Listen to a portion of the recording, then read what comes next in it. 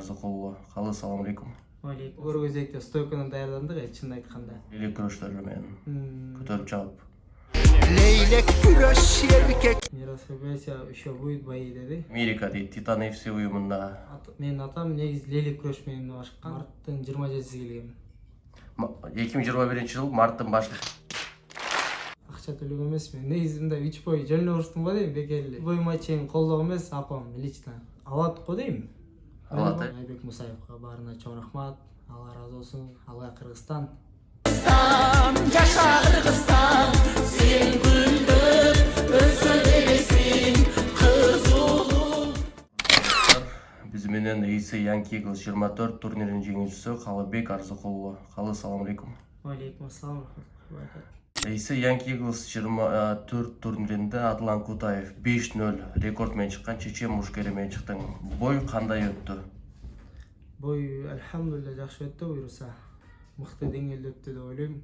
0 рекорд менен чыктың, Адлан эсе 5-0 рекорд менен чыкты. Адлан кандай соперник эле, ага чейин бойлорун көрдүңбү? Бойлорун көрүп, изучать этип, кандай алат, кандай иштейт, кандай стойка, полный изучать этип көрдүк. Эмеге чейин, даярданганга чейин. Ошолорду изучать этип, анан даярданып баштадык. Ошону даярдан баштап, сен план койдуңбу бойго? План койдук. Анын немеси стойкасы жакшы экен. Стойкасы жакшы. Ошо стойкасы жакшы экен. Биз деле мындай шоу көргөзөйт деп стойканы даярдандык, чынын айтканда. Анткени күрөш жакшы эле болчу. Негизи күрөш жакшы эле болчу. Анан көбүрөөк акцент стойкага койдук. Стойкада беришели деп. Сен бирок күрөштү да аны мындай айтканда таң калдырдың да, мындай лейлек күрөш. Leylek güreş менен көтөрүп чыгып. Ошол бойдон кийин ошол AC Yankee Eagles'тын эмелери сен жөнүндө кандай ойлор айтышты, матчмейкерлер жана боисттер AC Yankee Eagles'та дагы бой беришеби экен, кандай экен ошолор жөнүндө? Бой беришебиз деди. Мирас Фебресия еще будет бои деди. Даярданып бер. Формуна 1 ай деди. Буюрса дагы жолу. Сенин пландарың кандай? Менин пландарым билбейм. Мен менеджер Айбек Мусаев эмнеси ошо дейт. Каяка десе ошол жака барабыз эми. Айбек Мусаев сен жөнүндө айтты, эми өзүнүн сот тармактарында Америка дейт, Титан FC уюмунда же болбосо дагы Америкада бир жакшы уюмдардын биринде күч сынашат Калыбек деди. Буюрса иншаллах. AC Yankee биринчи дебют октябрдын 10 канчасы 10 өттү окшойт, 11 өттү. 11 өткөн. AC Yankee Eagles 21-де уруштуң, э? 21-де 11 октябрь өткөн. 11 октябрда биринчи болду. Биринчи. Ал убакта рекорд канча эле? Ал убакта рекордун айткан 3-0 эле, негизи. 3-0. Ошо эми соперник атаандашым Юнусов Мансур болчу. Юнусов Мансур менен уруштуң. Мансур канча рекорд менен чыкты эле? 3-0. 3-0 менен чыкты. Ал деле 3-0 менен чыккан. Сен анда чечендерди мындай айтканда таң калтырып атат экенсиң да. Мен Баткенден болом. Баткен областынын Элек районунун 9 булак айылынан болом. Ошол жакта болосуң? Ошол жакта төрөлүп, бирок Бишкекте чоң өсүп калгам. Негизи 9 булак айылынан болом. Биринчи спортуң кайсыл спорт түрүнөн баштадың эле? Биринчи өзү атам негизи менин атам негизи лейлек күрөш менен башкан. Жана кыргыз күрөш деп коет бизде. Лейлек күрөш менен. Ошо лейлек күрөш менен башып, атамдан байкемден кийин мага өтүп, ошону лейлек күрөш менен башып калган биринчи.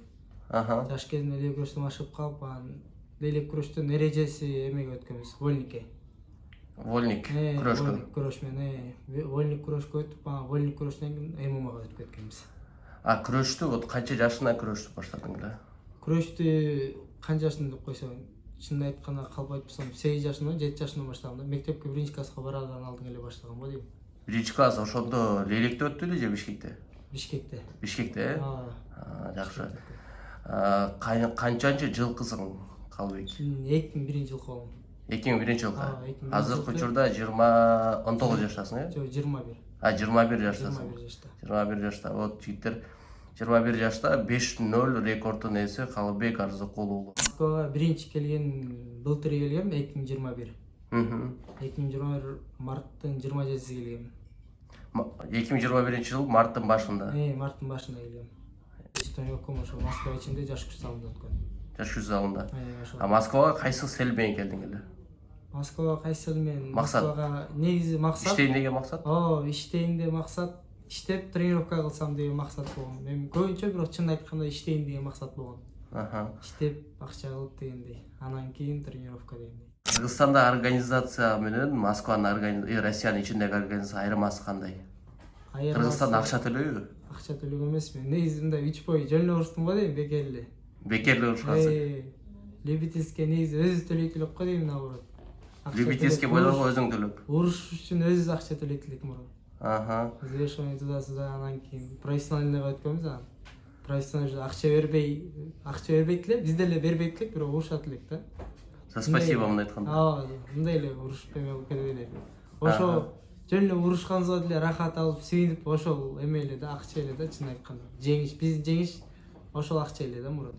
Мындай ойлодуң беле, мен ушундай боец болуп, ошол спорттон мен мындай акча табам деп. Негизи целдер ошондой болгон эми. Мен үйдө эле деле апамдар айтып берет эле, негизи 11 бүткөндөн кийин эми окуйсуң, анан иштейсиң эме кыла берет эле. Мен негизи айтып берет элем, мен эми жумушум ушул дейт элем, аз деле ушул жумушуңду өздөрү айтып калышат. Жумушум ушул, эми өзүң до конца алып кет деп. Үйдөгүлөр мындай айтканда колдойт сенин спортуңду.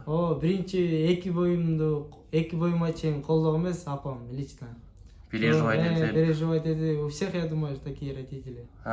Урушпа, жок деп переживать этти эле. 3-чү бойдон кийин баягы телевизорго чыгып, жакындар уже куттуктап эме кылып баштагандан кийин колдой баштады.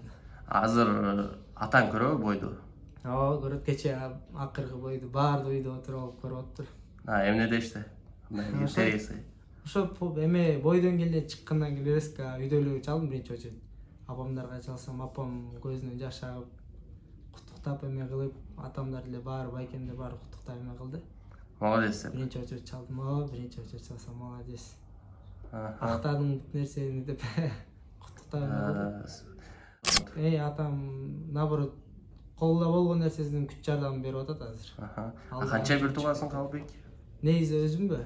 Өзүм 4 бир туугам. Дагы эң эле кызыктуу биздин фанаттардан келди да бул суроо. Эйсе Young Eagles'та канча гонорар аласың? Аны эми мындай точно цифраны айтпасаң да болот. 100 миңден өйдөбү? Мындай мотивация катары көп спортсмендерге жашыгып аткан. Точно эмесин айтып бере албайм, бирок 100 миңден өйдө да. 100 миңден өйдө. Өйдө. 100 миңден өйдө гонорар аласың. Анан Young Eagles деген жакшы мындай условияларды айтып берди. Перелет ушуларга төлөйбү? Же өзүң чонтегине барасыңбы? Же болбосо гостиницаларды обеспечить этеби ошолорду? Условия негизи жакшы. Эч жактан кыйналбай эле, полный туда-сюда обратно билеттерди алып берет. Полный обеспечивать этип келебиз эмеге гостиница как положено 2 күн эс алабыз. 1 күн эс алабыз, 1 күн вес кылабыз, эртеси күнү веске түшөбүз. Вестен кийин эме кылабыз, 1 күн эс алабыз. Эртеси күнү бойго даярданабыз акырын. Ошол эртеси күнү экипировкаларгача берет. Экипировкага эмелер берет. Перчаткилер берет. Перчатки берет. Жаңы перчатки. Жаңы перчатки берет. Ар бойдо ар жаңы перчатки берип турат. Ошол тамак аш, бүт баарына полный условия внутри. Организация төлөйт. Организация все обеспечивает. Жигиттер ушундай Калыбектен өз оозуна угуп атабыз. Эйсе Young Eagles'тын условияларыны жана гонорарларын айтканда. Бизге интересный да мындай Калыбек. Ошол жакта урушкан өздөрүнүн местный боецтери да гонорар алабы? Мен алат го дейм.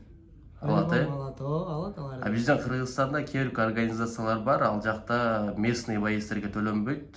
Ал жакта гости катары келгендерге төлөнөт. Катары келгендерге төлөнөт го дейм. Чет менен кийин Өзбекстан, Тажикстан, ошол жактан келгендерге негизи биздин организациялар деле төлөп берет аларга. Бирок өзүнүкүлөргө төлөбөйт да. Силер азыр бу Young Eagles 24 акыркы турнирде 7 бала бардыңар, Кыргызстан атынан. 7 кыргыз бала бар. 7 кыргыз бала. Ошол 7 кыргыз баладан 3 кыргыз бала жеңишке жетип келдиңер. Туктайбыз дагы бир жолу. Кыргызстанга барайм, ошол жакта даярданып форманы набирать этип кайра. Форманы жоготпогон аракет кылып кайра тренировкага баргандан кийин стабильно баштайбыз буюрса. Анда Калыбек сага ыраазычылык интервью үчүн дагы бир жолу куттуктайбыз жеңиш менен. Буюрса UFC'ге жетип Кыргызстандын бир флагтарын көтөрөсүн деген ниетибиз бар. Сиз менен достор Калыбек Арзыкулуу 5-0 рекорд. Менеджериме Айбек Мусаевга баарына чоң рахмат. Алла ыраазы болсун. ушу бойлорду таап эме кылып организациялар менен сүйлөшүп организовать этип бергенге биринчи очередь ошо менеджериме рахмат, ата энеме рахмат, ушунча колдоп эме кылып атканга, ошо жардам берип, анан жакындарыма рахмат, ким жардам берип жүргөн, поддержка берип жүргөндөргө баарыга чоң рахмат, Алла ыраазы болсун. Агайларыма Кыргызстандагы Бахтияр, Асман баарыга даярдап эме кылып жүргөндөргө, Абдулгачы баарына, бойцовский школа Абдулманап Нурмагомедовго рахмат, Алип деген зал, Жигит деген зал баарыга чоң рахмат. Ошо баарыга чоң рахмат. Алга Кыргызстан. Все, Калыбек, анда сага ак жол. Эртең Калыбек Бишкекке кетет, Бишкектеги достору күтүп алгыла. Чоң